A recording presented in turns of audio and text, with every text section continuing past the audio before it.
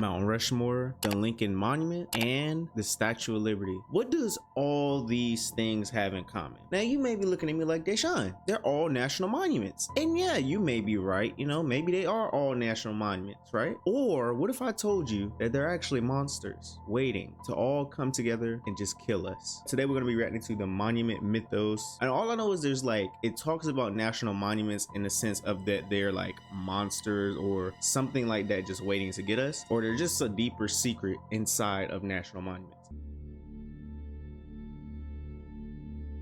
In 1949, the statue underwent extensive renovations. The official blueprint behind the changes titled STLI 18084.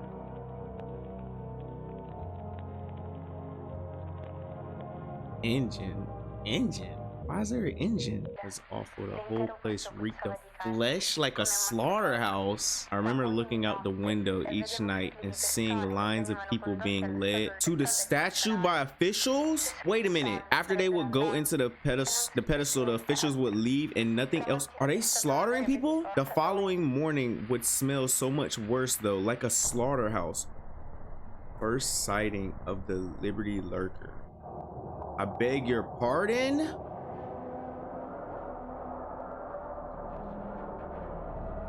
Oh my God, they were feeding people.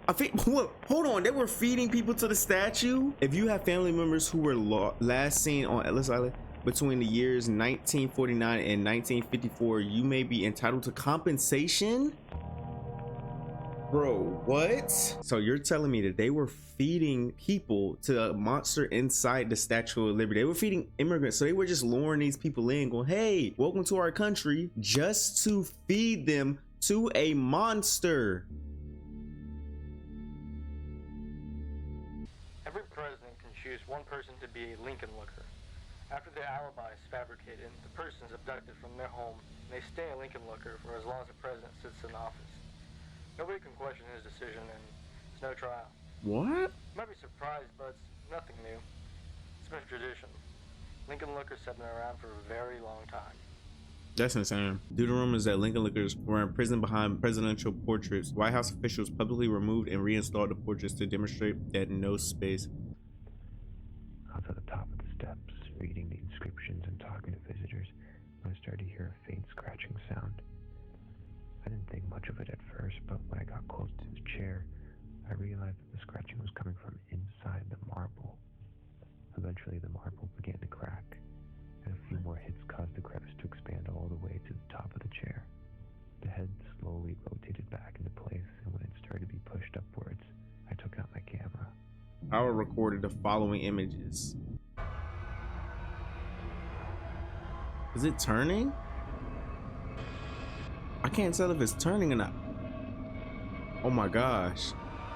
What is that? Okay, so I'm confused. I'm curious, is like, are these the same monsters or are they like different monsters for everyone? Because at first I'm thinking like, oh, okay, this one is more about a Lincoln-looker, which are the people that the president can choose to basically torture, which they have to put on a suit or something like that. So I'm confused about that. I'm confused about the Lincoln-lookers. So if you guys like know exactly what the Lincoln-looker part is about, let me know. I get the other part. It just seems that all the monuments were basically made to trap or keep these monsters inside. Because when you looked at the Statue of Liberty, it did the same thing that the Lincoln one did. It rotated on these wheels, and then like you just see a monster start to creep out, which is crazy to me.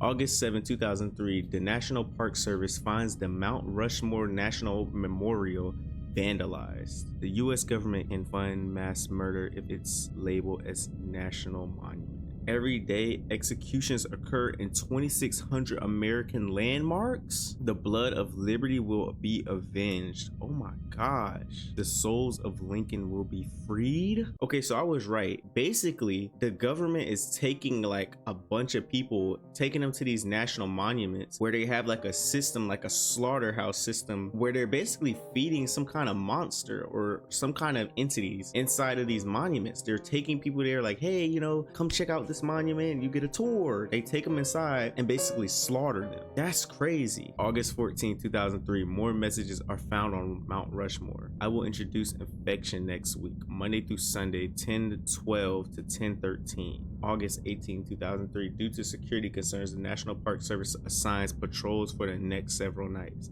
The patrols are told to videotape all anomalies. Monday.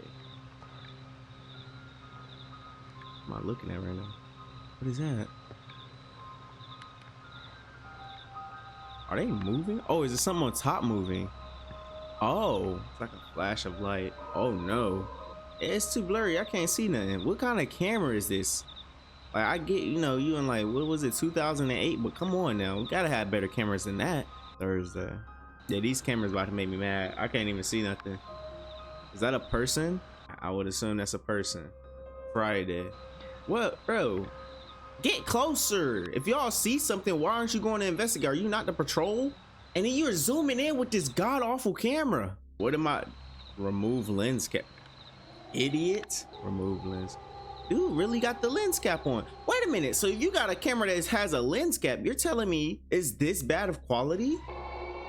What is? Oh my goodness. Mount Rushmore smells just like baby powder nowadays. I think it comes from the stuff that the workers put on the heads. Yeah, I see them do it all the time. They go from Washington to Lincoln every night, powdering it like a baby. So it's got to be, it's something growing on there. So it looks like we have monsters or creatures or something living inside of the national monuments, and the government seems to be feeding them people. 2,600 people per day. We get out our trusty calculator here. That is 873,000 people per year. They are feeding almost 1 million people to these national monuments per year, feeding these creatures or monsters.